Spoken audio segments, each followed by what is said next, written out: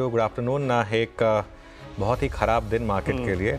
और कल हम बात कर रहे थे कि बस यहीं पे मार्केट को बंद कर दें तो अच्छा रहेगा। उसके बाद हमने देखा ही था मार्केट में, कल या परसों बात कर रहे थे शायद। जी हाँ। और ये देखिए मार्केट किस तरीके से गिरा। देखिए निफ्टी 1% नीचे, लेकिन दिक्कत निफ्टी की नहीं है, दिक्कत मतलब निफ्टी में भी दिक्कत है, लेकिन दिक्कत पोर्टफोलियोज़ में है। आज पोर्टफोलियोज़ में मार पड़ रही है भारी। देखिए ज़रा एक बार आप लेकर आइए मिड कैप इंडेक्स, और मिड कैप इंडेक्स करीब करीब ये देखिए 2.5% नीचे इस समय मिड कैप इंडेक्स ट्रेड कर रहा है। तो बहुत ही ख़राब दिन मार्केट के लिए। आज थोड़ा डिटेल में डिस्कशन करेंगे मार्केट के ऊपर क्यों इस तरीके का प्राइस एक्शन आ रहा है। लेकिन मिड कैप स्मॉल कैप, और मिड कैप स्मॉल कैप की क्या बात करें, इंडसइंड बैंक चौथा लार्जेस्ट प्राइवेट सेक्टर बैंक, वो 20% डाउन है। तो फिर छोटे स्टॉक की क्या ही बात करें, लेकिन बहुत बहुत ख़राब दिन मार्केट के लिए। जी हाँ, चौतरफा बिकवाली, और ऐसा शायद ही पॉकेट रहेगा जहाँ पर आज थोड़ी सी सोलिस मिल रही हो। अनुज, तो मैं आपसे यही सबसे पहले पूछने वाली थी, हो क्या रहा है? इतनी पैनिक की जरूरत क्या आपको लग रही है कि कोई ऐसी कुछ चीज़ है जो मिस कर रहे हैं हम लोग? हर्षदा, स्टॉक मार्केट में यूफोरिया और पैनिक दोनों जब भी होते हैं तो मार्केट यूफोरिया में फेयर वैल्यू से ऊपर आती है, पैनिक में फेयर वैल्यू के नीचे आती है। इस समय मार्केट में पैनिक है, और ये जो मार्केट का पैनिक है ना, ये है बेसिकली स्लो डाउन फेयर।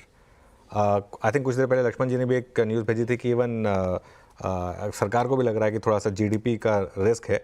तो मार्केट में अब ये जो रिस्क है ये फंडामेंटल्स को लेकर है। अब ये मार्केट लेवल वाली मार्केट नहीं रह गई है जिसमें बस आपने एक लेवल डिस्कस किया, वो ब्रेक हो गया। अब कितने दिन से बात हो रही है कि ये लेवल कोई सिग्निफिकेंस रहा ही नहीं है, मार्केट एक के बाद एक लेवल तोड़े जा रहा है। तो अब ये मार्केट क्या कर रहा है? अब ये मार्केट आपको डाइजेस्ट कर रहा है कि इकोनॉमी में आखिरकार हो क्या रहा है, इकोनॉमी में इस समय हो क्या रहा है, ये मार्केट डाइजेस्ट करने की कोशिश कर रहा है। क्योंकि अगर बैंकों के नंबर खराब आ रहे हैं, अगर कंजम्पशन के नंबर खराब आ रहे हैं, और कंजम्पशन के नंबर खराब आएंगे तो बैंकों के अपने आप खराब आएंगे, क्योंकि वो बैंक उन्हीं को फाइनेंस करते हैं। तो इसकी वजह से एक दिक्कत रहेगी मार्केट में।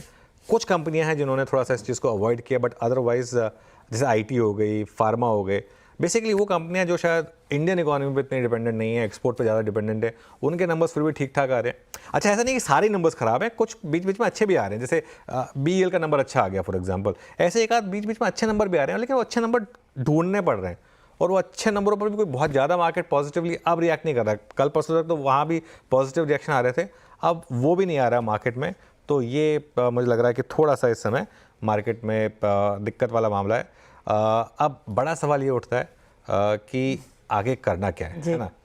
मेरे ख्याल से अब एक समय है जिसमें अब आप अपने पोर्टफोलियो पर नज़र डालें और देखें कि मैं किन किन स्टॉक्स में हूँ, किन किन स्टॉक्स में मुझे शायद होना चाहिए। अगर आप अच्छे शेयरों में हैं, और अब अच्छे शेयर की डेफिनेशन क्या आप मुझसे पूछेंगे, तो वो आप डिसाइड करिए। आपने जब बाय किया था तो अच्छा शेयर सोच के लिया था या ख़राब शेयर सोच के लिया था। फॉर एग्जांपल बजाज फाइनेंस अच्छा शेयर है, फॉर एग्जांपल एचडीएफसी बैंक अच्छा शेयर है, इन्फोसिस अच्छा शेयर है, ठीक है। तो अब अगर आप ऐसे शेयरों में हैं तो आपको कोई डरने की ज़रूरत नहीं है, और आप लोअर लेवल पे एवरेज भी कर सकते हैं इन स्टॉक्स को।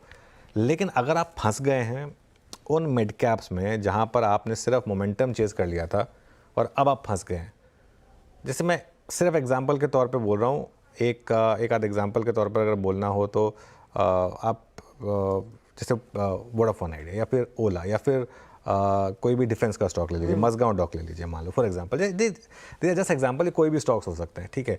अगर आपने ऐसे स्टॉक्स ले लिए हैं और अब आप अगर इन स्टॉक्स में 40-40, 50-50% नीचे हैं, तो ज़रूरी नहीं है कि ये स्टॉक यहीं रुकें, क्योंकि इनमें रैली भी बहुत बड़ी हुई थी उससे पहले।